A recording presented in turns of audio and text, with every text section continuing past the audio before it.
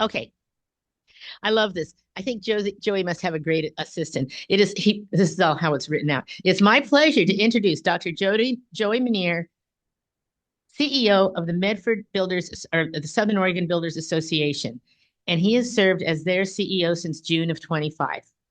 So if you watch KOBI, you know. Anyway, before going to the Builders Association, he served as a policy advisor for Congressman Cliff Benz. Joey is a fourth generation Southern Oregon U.S. Air Force veteran and a longtime advocate for stronger communities, responsible growth, and the building industry. In his role with the Builders Association, he works with builders, contractors, public officials, and community partners in addressing housing challenges, support workforce improvement, development, and improve the environment to which local businesses operate. And so I'm so excited. We've really got a great Builders Association. They do a great event every spring and fall. So here's Dr. Joey Minear.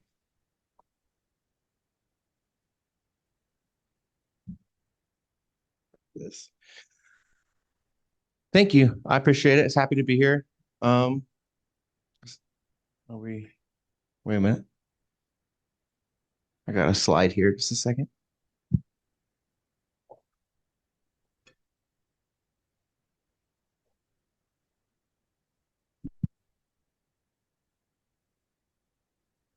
All right, there we go. All right, I'm gonna move around. I don't like being behind the podium. So I run the Builders Association of Southern Oregon, also known as BASO. We cover Jackson, Josephine, Coos, and Curry County. We're a regional trade association. I'm also on the executive committee for OBA, which is Oregon Home Builders Association. Um, and so a little background about the association. We originally started in 1965 as the Home Builders Association of Jackson County. And then after the housing crash in 2008, 2009, there was a whole bunch of redistricting and changing. We became more of a regional-based association and became BASO after that in 2016. We have approximately 262 members, and that is those are individual businesses. And so we have a lot more people that are involved in our association because they're employed by the business. And then again, we cover 4 counties. Each of our members automatically are enrolled in the Oregon Home Builders Association and the National Home Building Association. And what they both do is advocate for better housing policies at the state and the federal level.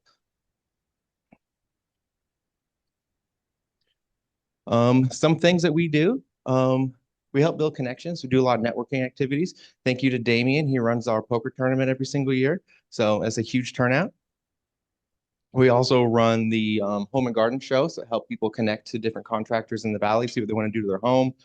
We are planning on doing a tour of homes. Announcement's going to come out in about 2 weeks, but we'll bring that back for next year. And then we have several other events. We have golf tournaments and things just for networking for the different contractors and developers and everybody get together and try to work together and grow their businesses.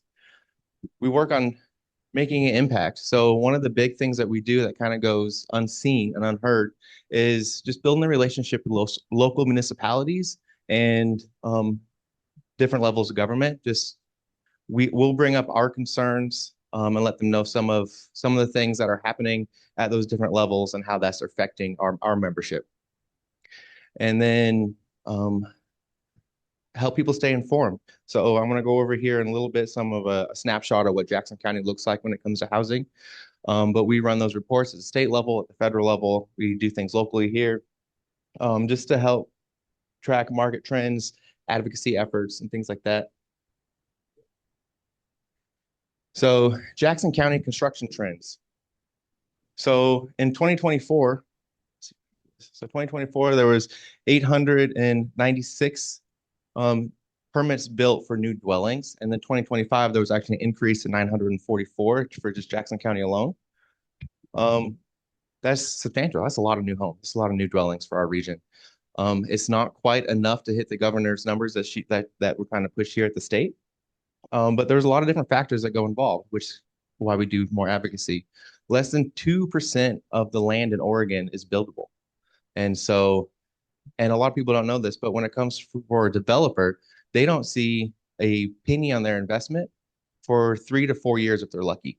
So when it comes to planning and zoning and working with municipalities and getting permits approved and then the actual building process and putting the roads in and things.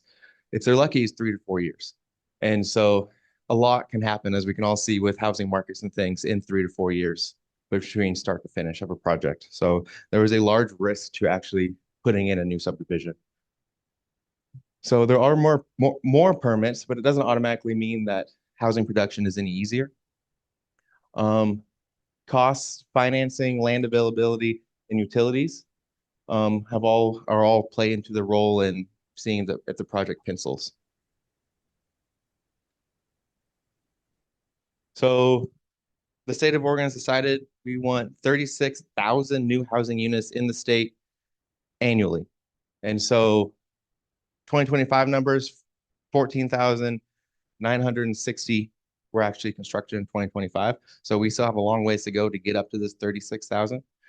But you can see from 2024 to 2025, they're actually we're getting there. It's just it's a slow grind though. Yeah, land and infrastructure capacity is a big hurdle. The urban growth boundaries and seeing what is buildable. And one thing that we try to illustrate as coming from the industry side is that as from February of 2020 till now, there's been about a 46% increase of the cost of materials that go into a house nationwide. So that's not the building itself. That's if you put all the stuff that goes in a new home on a truck, that truckload of good has gone up 46%. And so it's if you go back to being a developer and looking at a 4 year gap of the time you put the investment in to the time you're actually selling something, that is a huge increase that their risk is substantially higher than it used to be. And then on top of that, for the state of Oregon, our average home prices are 35% above what it is nationwide. So it's expensive to build here. A lot of that comes from expensive policies. We need building codes. I'm not saying we don't. It's important to have safe homes, but it is very different building in a state similar to Idaho than it is to Oregon. There's a lot more added fees and a lot more added steps to building, and the more time it takes to get approvals, it's the more money that adds to it.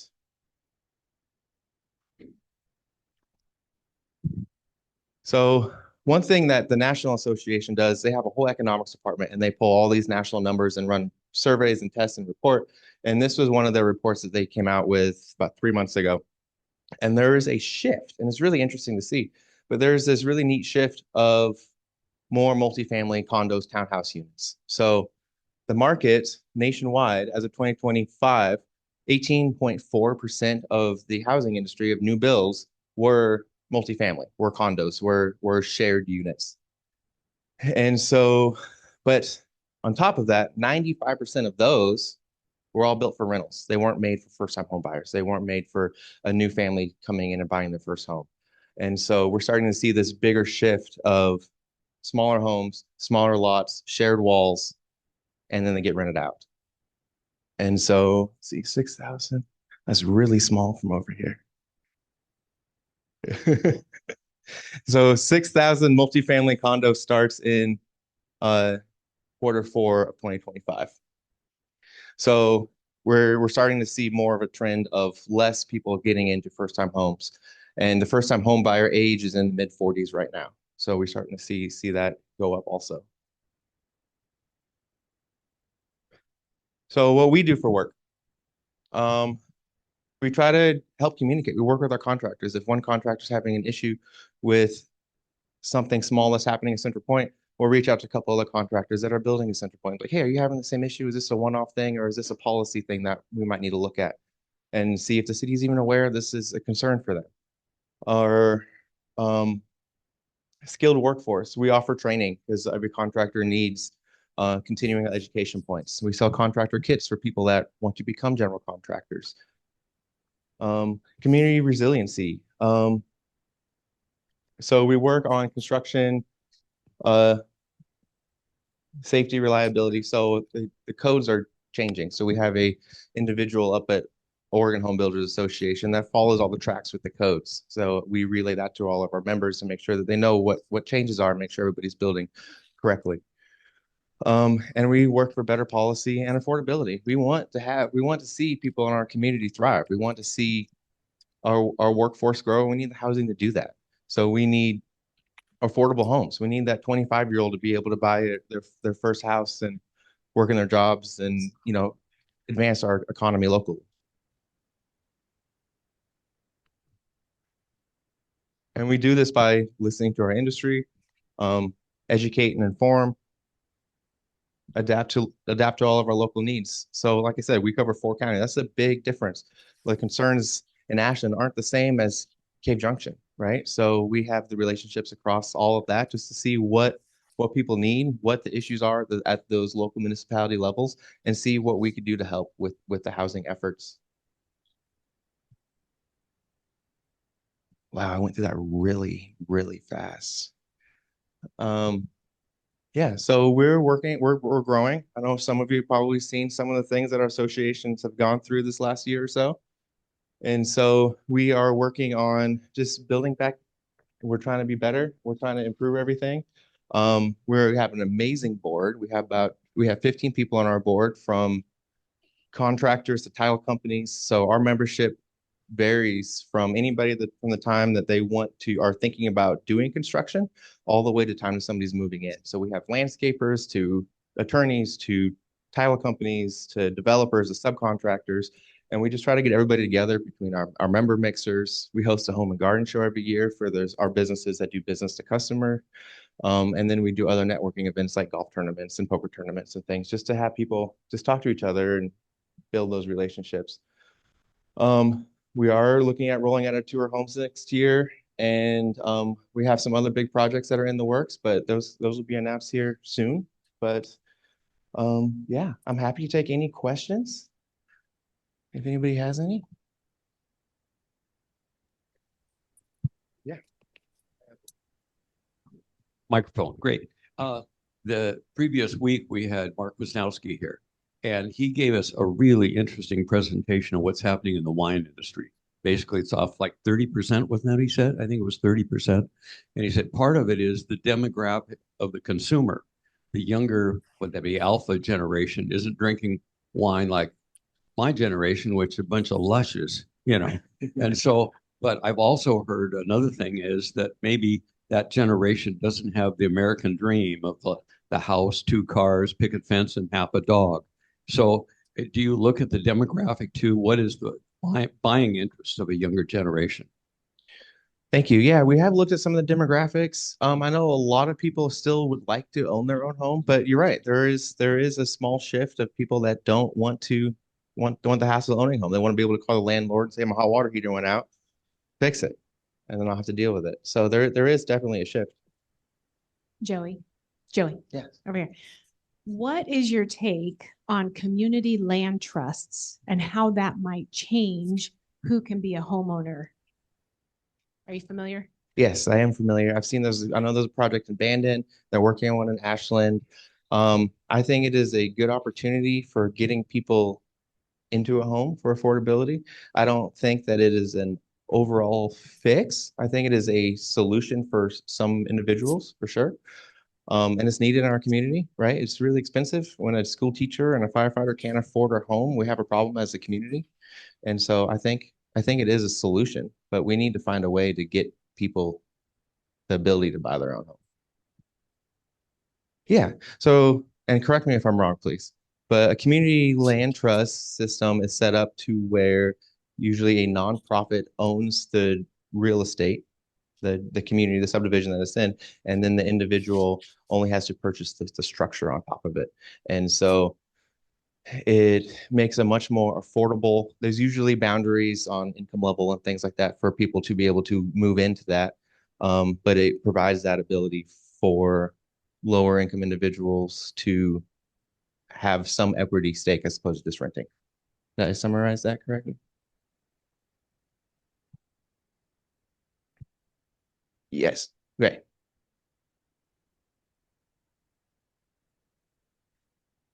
Right. Right. Yeah. So what she said, they do have the ability to resell it within boundaries. There's usually time limits and dollar figures or parameters inside of it, but that way it stays as intended as the original use. Go ahead, Damien. Thanks, Gene. I really would like to echo what you're discussing today, because as a financial planner and a retirement planner, I'm constantly coaching my 401k participants to buy real estate. And I get looks like I'm out of my mind, right? They say, how can I ever afford housing at this price?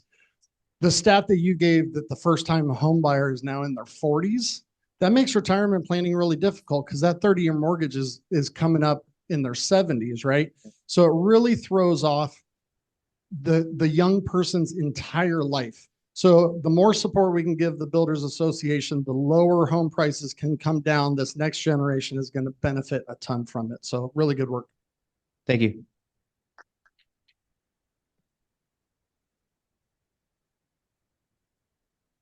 Yeah, I have a couple of things. In my therapy session, besides journaling, we've talked a lot about land use planning in Oregon. And we know it's highly restrictive. And to make any changes, any kind of item change, we have to go to the legislature. We need to tweak the land use planning. That is clearly the case. And we have a battle because the Thousand Friends of Oregon are totally opposed to any modification of it. But if we're going to get our housing situation going, we really need to make some changes there. It's really limiting. And my group is kind of a mixed group, and we're very open to those kind of modifications. The other thing I was going to talk about was product supply. Right now, the dark story about tariffs on Canadian lumber is that the American lumber producers match that price. So we're not saving any money by putting tariffs on Canadian lumber. It's just adding to the price of American lumber. That's fine for American producers, but it's not good for builders. Agreed. Yes. Anyway.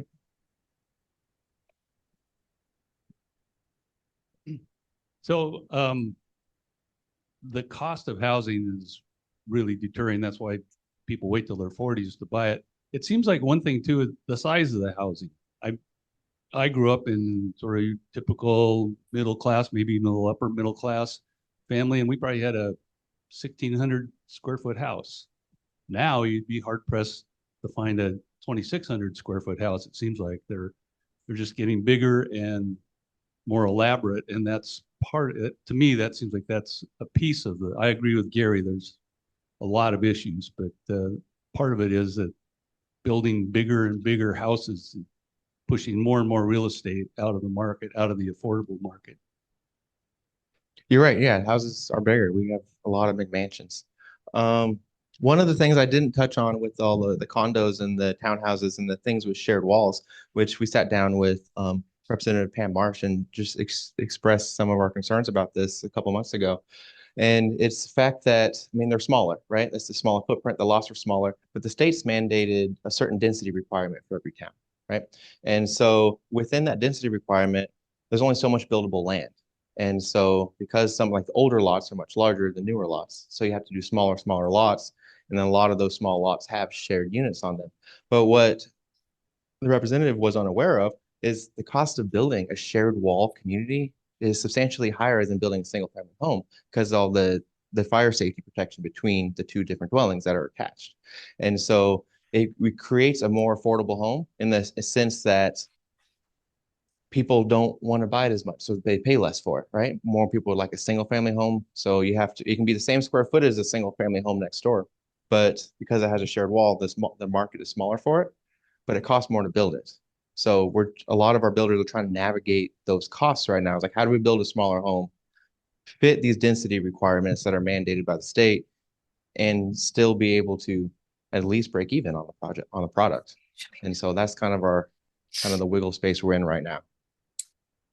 Joey, how was the experience working for a congressman? How did that help you into this role? That's a great question. My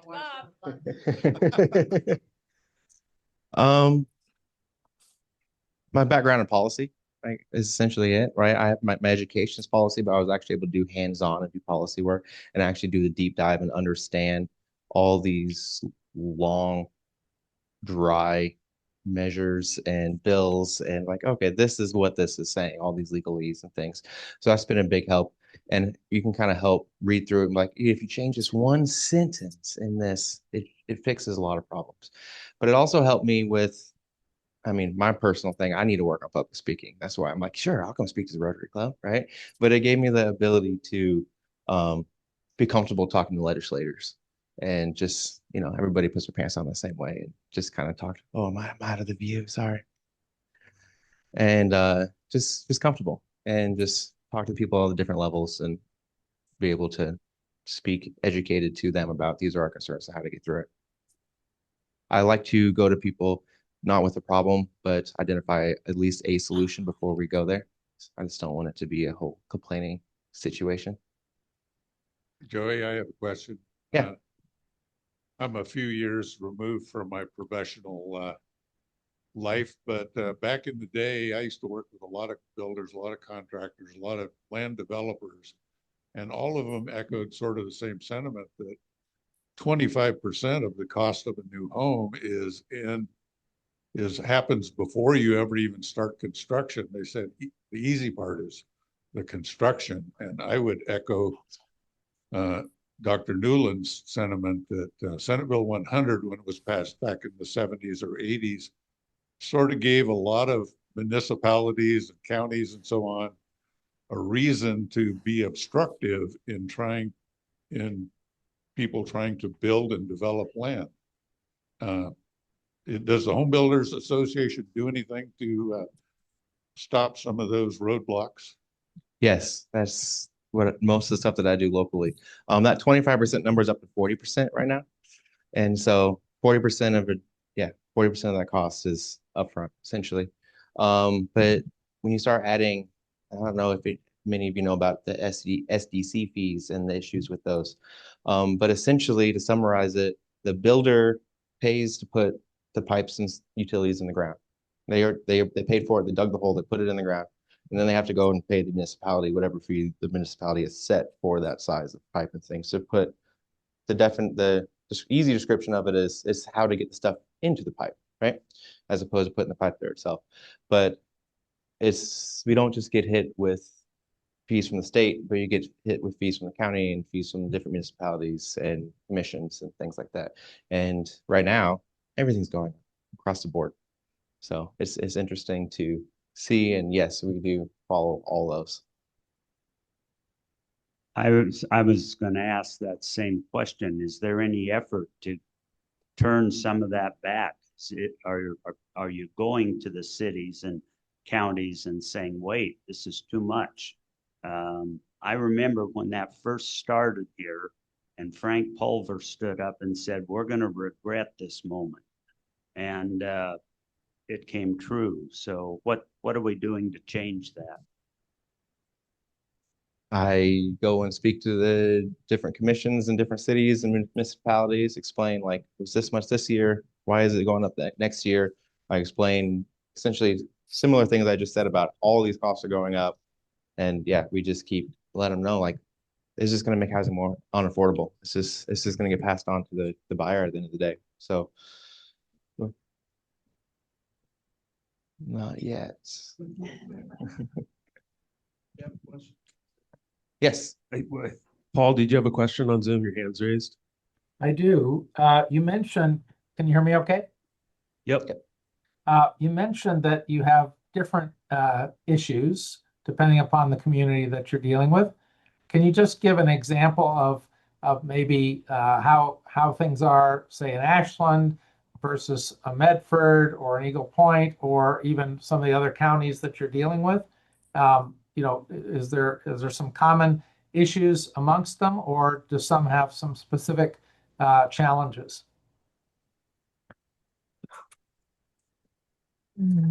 Yes. The city of Medford, what I've heard from our builders and working with the mayor and city council, is the city of Medford is great to work with. I've heard some interesting feedback on the county. We'll just leave it at that, but we're working through that.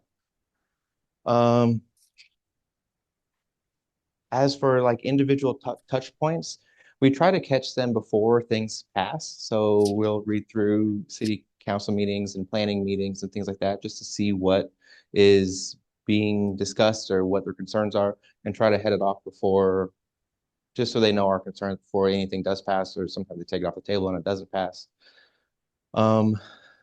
So yeah, I know Ashland did pass that new natural gas rule went into effect January of this year.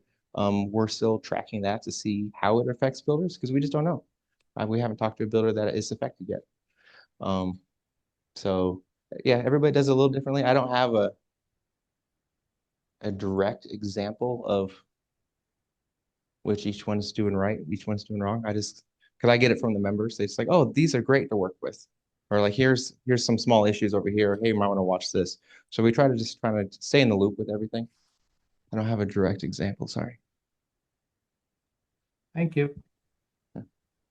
Hey, Joey, over here. Hi, Hey. how you doing, Kelly? Good. How are you? Good. Glad to see you back at Medford Rotary. Yeah. Always glad to see you here. Yeah, that was a pitch. I'm really curious, especially based on your last, similar to Bob's question, on your last job. How much does the business association deal with policy as part of its fundamental being? Yeah, so locally, we do not have a lobbyist. We just try to build those relationships and just rewrite letters and do public comment sections. When it comes to the state, we do have a PAC. We do have several lobbyists, and we do follow because most of the things that the local municipalities are pushing is because it's mandated by the state. And so we do have some lobbyists up in Salem, and they're very busy when it comes to legislative time. And then again, there's lots of lobbyists over in DC doing the same thing. Mm-hmm. Joey, question about seismic preparedness. It seems like a week doesn't go by that we're watching TV and we see a major earthquake hit a big developed area. And I always see these building collapses and I immediately think, what would happen in Medford?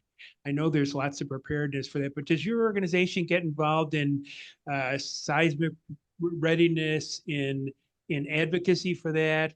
And do you think we're vulnerable from a commercial building standpoint in the Rogue Valley? Well, if we had our Cascadia event, I think everybody's going to be vulnerable. We have not advocated for that. I know there is a big project that is unfunded that's proposed that everybody would seem to like to see. We'll see. But with the other interchange that would go in and connect South Stage Road to North Phoenix, and that would be a really big push for our community. We have not, we've offered to write a letter of support, but this has been kind of tabled until funding comes through. I think that'd be a really big effort because, I mean, we all know the viaduct would go down if we had that event. And so that would get people off of I-5 and help get people from one side of the valley to the other side of the valley. When it comes to advocating for better building codes for seismic activities, I know they retrofit a lot of the older commercial buildings when it comes to when they have to remodel. It's mandated that they have to put seismic activities into it. As for structures and homes, I'm not sure. Yeah, we need to.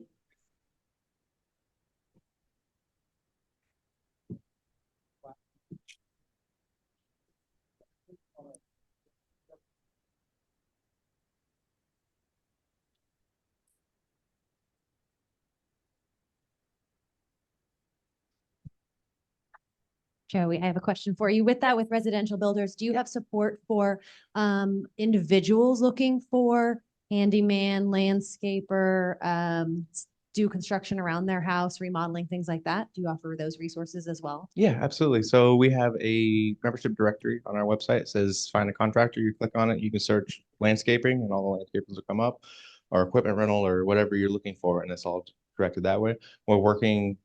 We're going to announce a new actual paper directory that'll be coming out here soon also, and we'll share that with our members. So if you're looking at buying a home or going to a mortgage company or something, a realtor, they'd be able to have that, be like, oh, look, just scroll through here, here it is. And so, yes, we provide that services. Mm-hmm. Did I get all the questions?